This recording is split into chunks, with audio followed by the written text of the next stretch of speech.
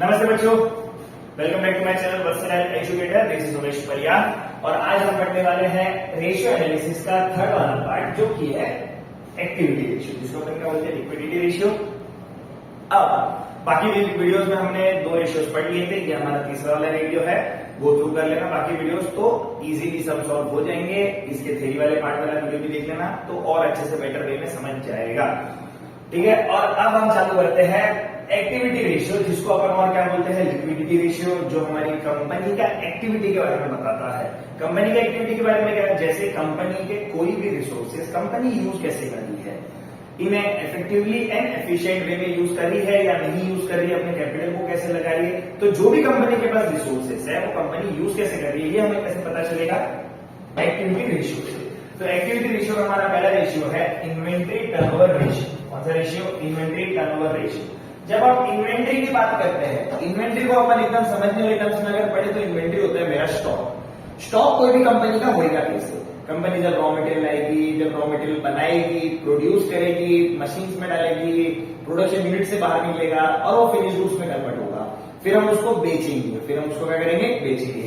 Exactly. तो अब inventory turnover ratio जब मेरा इतना सारा चीजें दिखता है कि मैंने रॉ मटेरियल लाए, मेरे रिसोर्स लाए, कलेक्ट किए, सबको अरेंज किए, उसको फिनिश गुड्स में कन्वर्ट किया और वो गुड्स मैंने मार्केट में जाके बेच दिया। इसका फॉर्मूला क्या बोलता है? Cost of revenue from operation. Cost of revenue from operations, जिसको हम दूसरे टर्म्स में या दूसरे नाम से बोलते हैं COGS। COGS divide by average inventory.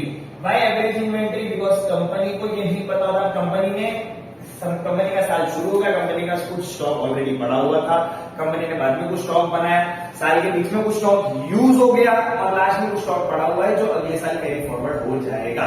सो अब इतना बाइफरकेट करने से अच्छा है मैं क्या निकाल लेता हूं, मैं एवरेज निकाल लेता हूं, उससे मैं डिवाइड कर दूंगा ताकि मेरे को एक लमसम एक रेशियो मिल जाएगा कि उस साल का मेरी कंपनी का क्या इन्वेंट्री टर्नओवर रेशियो था।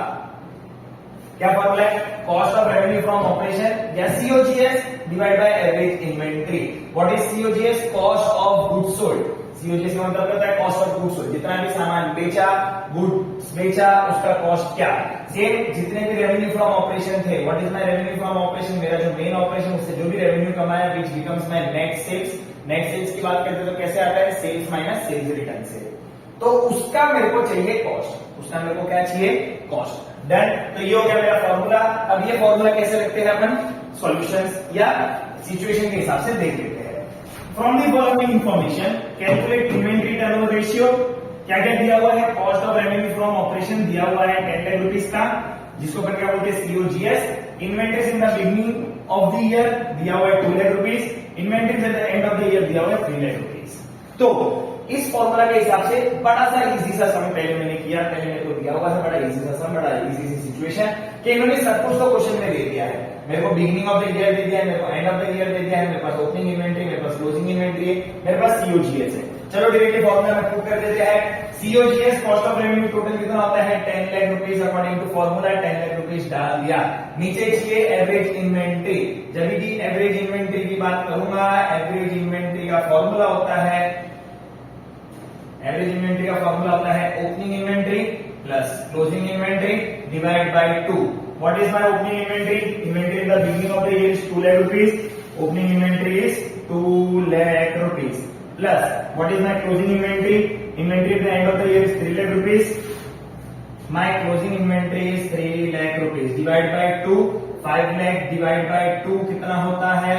5 लाख डिवाइड बाय 2 ये होता है 250,000 के विच मीन्स 2,50,000। आप 2,50,000 एवरेज इन्वेंट्री आता है, यहाँ पुट कर दो, मेरे को मिल जाएगा मेरा रेशियो।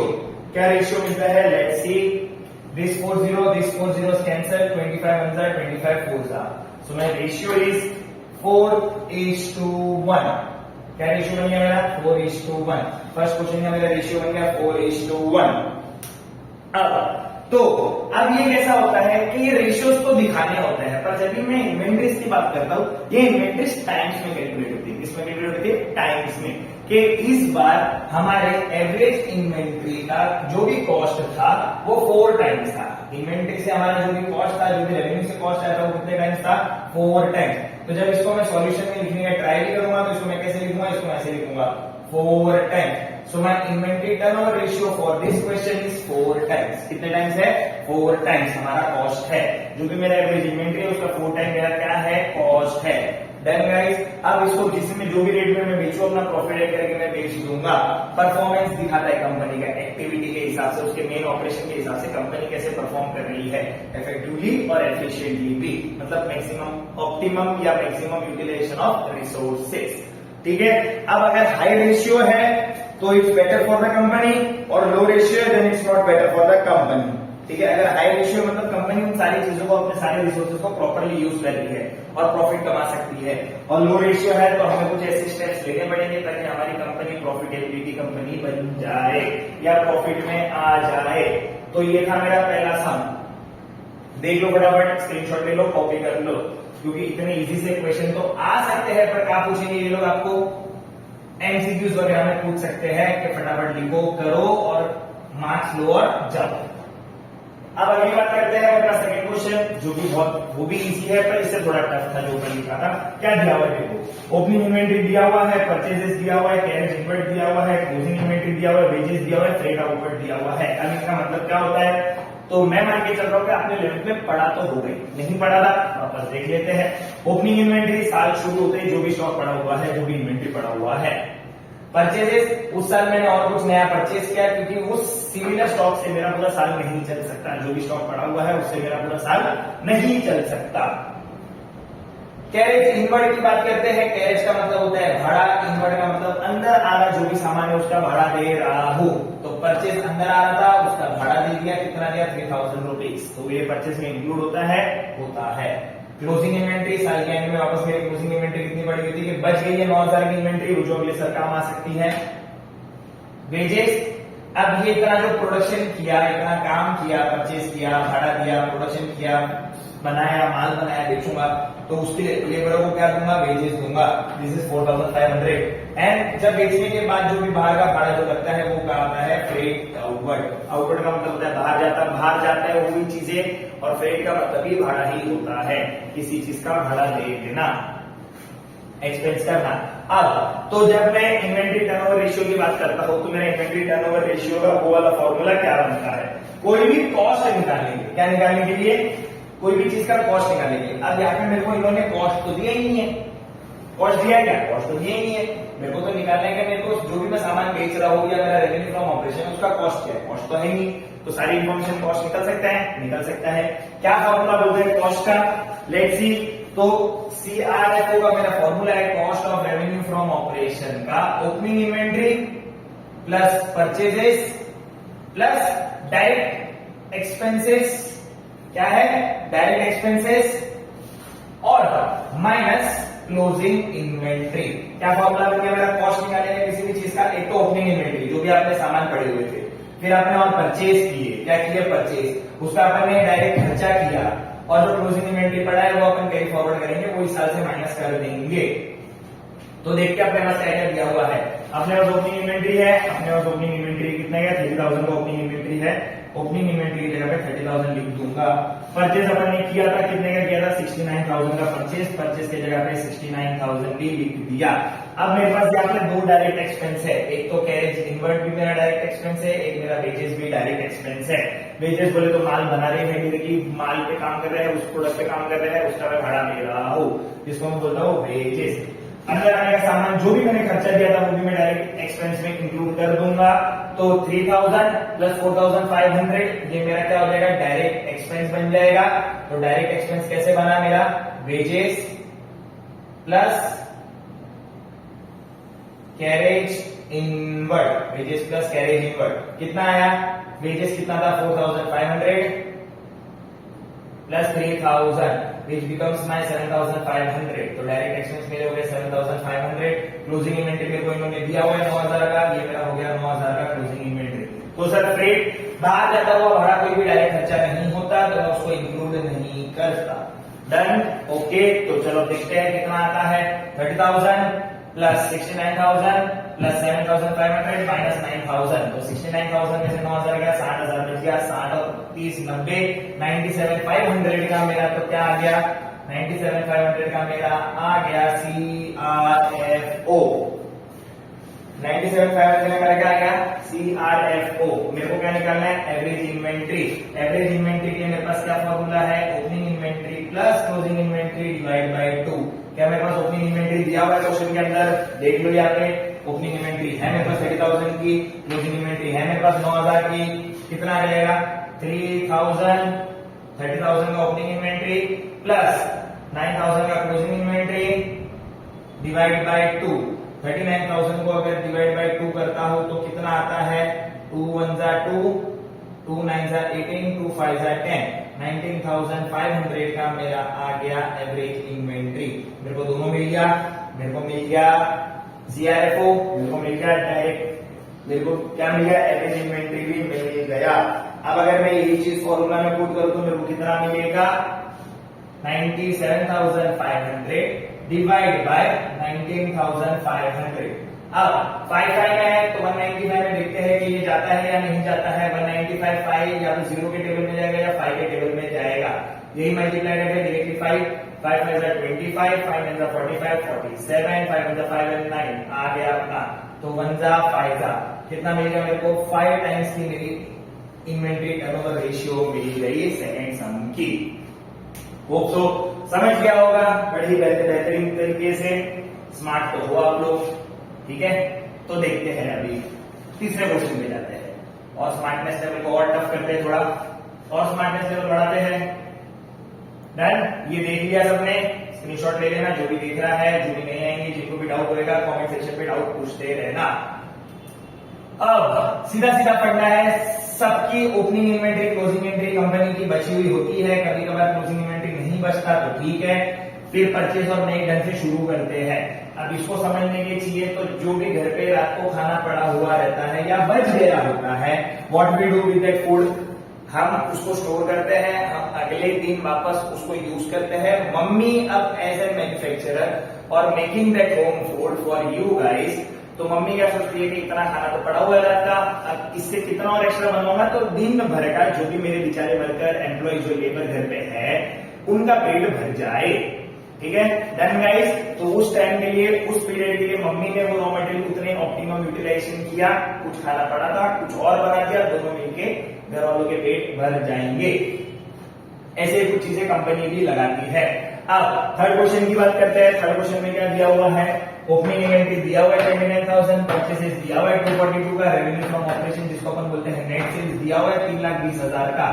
मेरे को निकालना क्या है, मेरे को तो निकालना क्या है, मेरे को ये क्वेश्चन में मेरे को निकालना क्या है इन्वेंट्री टर्नओवर रेशियोज। अब इन्वेंट्री टर्नओवर रेशियो निकालना है, इन्होंने मेरे को बोला हुआ है gross profit is 25% on sales, कितना बोला हुआ है, तो जो भी मेरा सेल्स होगा उसके अंदर मेरा 25% का क्या हो जाएगा कॉस्ट हो जाएगा। एग्जैक्टली, तो डन। अब ये तो आ गया, कॉस्ट भी मिल गया, तो मेरे को फाइंड क्या करना है। जब भी मैं रेवेन्यू फ्रॉम ऑपरेशन की बात करता हूँ, किसकी बात करता हूँ, रेवेन्यू फ्रॉम ऑपरेशन, तो रेवेन्यू फ्रॉम ऑपरेशन में क्या क्या इंक्लूड होता है। सबसे पहली चीज एक तो मेरा cost CRFO, cost of revenue from operation, जो भी रेवेन्यू मैंने कमाया ऑपरेशन से उसका कॉस्ट, ठीक है, प्लस मेरा ग्रॉस प्रॉफिट, प्लस मेरा क्या ग्रॉस प्रॉफिट। अब देखो एक सिंपल सा फॉर्मूला लगा के cost price plus profit is equal to selling price. Done. अब मेरे को बोला है कि ग्रॉस प्रॉफिट जो है वो 25% है, पर किसके अंदर है, सेल्स के अंदर है। किसके अंदर है, सेल्स के अंदर। अब सेल्स के ऊपर तो नहीं होता, अगर मैं कोई भी चीज बोलूं कि मैंने 125 रुपए में बेची तो उसके अंदर जो भी मेरा प्राइस होगा वो मेरा क्या होगा, इंक्लूडेड और प्रॉफिट होगा। एग्जैक्टली, तो दैट मेरे को सेलिंग प्राइस मेरे को नहीं दिया हुआ है तो मैं मान लेता हूं कि चलो अगर कॉस्ट प्राइस को मैं मानता हूं 100, कॉस्ट प्राइस को क्या लेता हूं 100, आप एक्स लेके भी कर सकते हो, कोई दिक्कत नहीं है।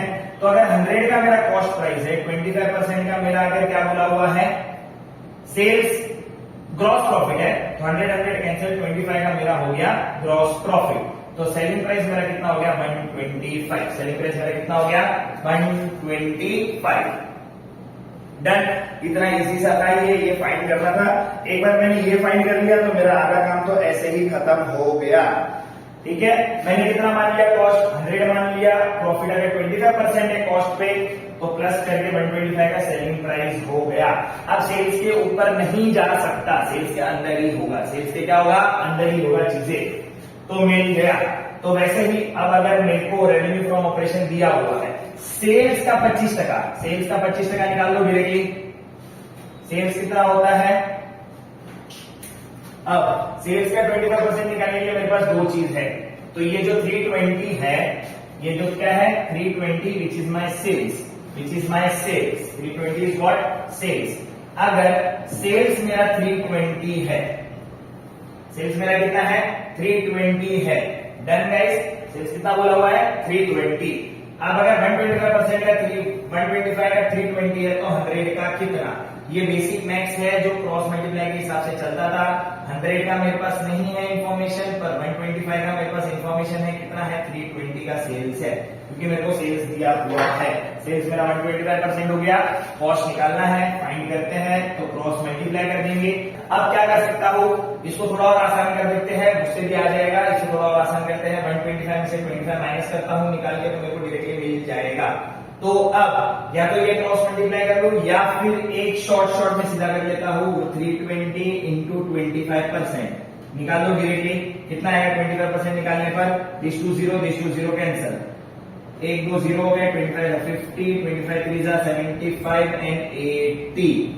तो इसके अंदर 80 का मेरा अगर ग्रॉस प्रॉफिट आता है, CRFO मेरे को मिल जाता है इजीली। RFO मेरा कितना हो गया? 3,20,000 का RFO है। RFO दिया हुआ है, 25% से इसमें निकाल दिया। ऐसे करने पर भी आ जाएगा, X लेने पर भी आ जाएगा। क्या करिए? X है, ये हो गया 25X, ठीक है, is equal to whatever the amount you are getting. तो कितना हो गया? 3,20,000। डन। अब इसको 100 मान लिया मैंने, ये मेरा 100 का 25% में प्लस होकर आ गया 125। तो इसमें से अगर 25 माइनस कर दूंगा तो 100 आ गया, तो मैंने 25% निकाल दिया डायरेक्टली, तो मेरा 80 मिल गया। अब CRFO तो सीधा सीधा हो गया। चलो CRFO को अकेला छोड़ते हैं, 320 में से 80 कैंसिल करते हैं, माइनस करते हैं। जब 80 माइनस करूंगा तो ये मेरे को मिल गया 240। कितना मिल गया? 240। डन। अब मेरे को CRFO तो मिल गया। क्या मेरे को एवरेज इन्वेंट्री मिल सकती है? एवरेज इन्वेंट्री निकालने के लिए क्या करना पड़ेगा मेरे को? एवरेज इन्वेंट्री निकालने के लिए मेरे को करना पड़ेगा ओपनिंग इन्वेंट्री प्लस परचेज और क्लोजिंग इन्वेंट्री से माइनस करना पड़ेगा। तो चलो उसके लिए मेरे पास फॉर्मूला जो पिछले सब में अपन ने देखा, क्या फॉर्मूला था? ये वाला क्वेश्चन में मिटा देता हूं एक बार के लिए। अब तो मेरे पास फॉर्मूला था, क्लोजिंग इन्वेंट्री नहीं है क्वेश्चन में, मेरे पास एक ओपनिंग इन्वेंट्री है। क्लोजिंग इन्वेंट्री निकालने के लिए क्या करना पड़ेगा? क्लोजिंग इन्वेंट्री निकालने के लिए एक चीज है, क्या करनी पड़ेगी? या मैं कुछ डायरेक्टली CRFO से ही कर सकता हूं। कैसे? Opening inventory plus purchase minus closing inventory, this becomes my formula. इसमें आप डायरेक्ट एक्सपेंस भी लगा सकते हो, पर अपने पास क्वेश्चन में डायरेक्ट एक्सपेंस है नहीं, तो हम अभी डायरेक्ट एक्सपेंस को इंक्लूड करेंगे नहीं। तो CRFO मेरा निकला हुआ है, कितना निकला हुआ है? 240 का CRFO निकल गया। ओपनिंग इन्वेंट्री मेरे को दिया हुआ है 29,000, थर्ड सम का ये रहा 29,000। परचेजेस दिए हुए 242 के, 242 minus closing inventory. Closing inventory निकल जाएगी, क्लोजिंग इन्वेंट्री को ले आओ इक्वल टू के इस साइड, तो मेरा ये पॉजिटिव हो जाएगा, और इसको इस साइड ले आऊंगा तो ये माइनस हो जाएगा। सो 29,000 प्लस 2,42,000 माइनस 2,40,000। तो 240 माइनस 242 करेंगे तो माइनस 2,000 इधर आता है, और 242 प्लस बड़ा है और छोटा नंबर है, तो डायरेक्टली मेरा 2,000 आ जाएगा। प्लस वाले चेंज वाला प्लस वाला 2,000 का change which is my 31,000। Closing inventory आ गया, ओपनिंग इन्वेंट्री आ गया। एवरेज इन्वेंट्री फाइंड करने के लिए क्या करना पड़ेगा? Opening inventory plus closing inventory divide by 2। तो ये मेरा क्या क्या हो जाएगा? 29,000 प्लस 31,000 डिवाइड बाई 2 कितना होता है? 20 50 62। तो अगर ये मैं करूं तो ये मेरे को मिलता है 60,000 डिवाइड बाई 2। कितना आ गया? 30,000 का मेरा एवरेज इन्वेंट्री आ गया। 240 का मेरा क्या मिल गया मेरे को? Cost of revenue from operation. Let's put it in the formula, 2,40,000 divide by 30,000 average inventory. This 40 cancel, 3 1 जा 8 जा। तो इधर मेरा एवरेज इन्वेंट्री का रेशियो आ जाता है 8 टाइम्स। कितना रेशियो आ जाएगा? 8 टाइम्स। जितना अच्छा रेशियो उतना अच्छा कंपनी रिसोर्सेज को यूज कर पा रही है, और अगर जितना लो रेशियो आएगा मतलब कंपनी उतने ही रिसोर्सेज को प्रॉपरली यूज नहीं कर पा रही है। तो अगर ऑन कॉस्ट बोला होता तो वो मेरा 75% हो जाता और 100 का मेरा सेल्स हो जाता। ठीक है, ऑन कॉस्ट बोला होता तो सेल्स होता है, मतलब मेरा कॉस्ट 100 का हो गया, उसके ऊपर 25 का मेरा प्रॉफिट हो गया। अगर ऑन कॉस्ट होता ग्रॉस प्रॉफिट ऑन कॉस्ट, तो कॉस्ट मेरा सेल्स मेरा टोटल कितना हो जाता ओवरऑल 100, 25 का अगर 20 का मेरा कॉस्ट ग्रॉस प्रॉफिट होता तो उसके हिसाब से माइनस करने पर कितना मिलता, कॉस्ट मिलता। डन। तो ये था मेरा एक और सम। अब फोर्थ सम देखते हैं। देख लिया आप लोग सबने, देख लो। अब फोर्थ सम की बात करते हैं कि फोर्थ सम में क्या दिया हुआ है।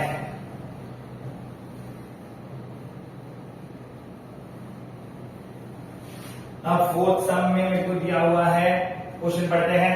Cost of revenue from operation COGS directly दे दिया है मेरे को 2,80,000 का, बहुत ही इजी तरीके से।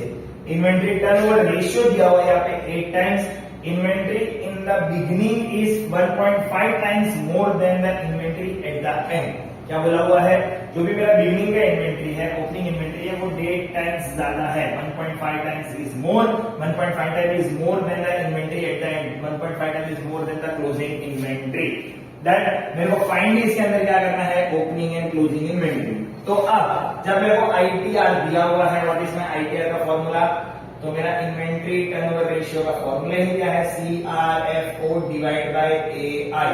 Everything is given. What is given, मेरे को आईटीआर दिया हुआ है 8 टाइम्स, CRFO मेरे को दिया हुआ है 2,80,000। तो इससे मेरे को मिल जाएगा एवरेज इन्वेंट्री। क्या मिल जाएगा, average inventory. Then average inventory find करने के लिए क्या करना पड़ेगा, इक्वल टू इधर ये है, ये आ जाएगा, ये इधर आ जाएगा। सो डिवाइड मल्टीप्लाई इधर अकेला छोड़ देते हैं और इसको 280 से डिवाइड कर देते हैं।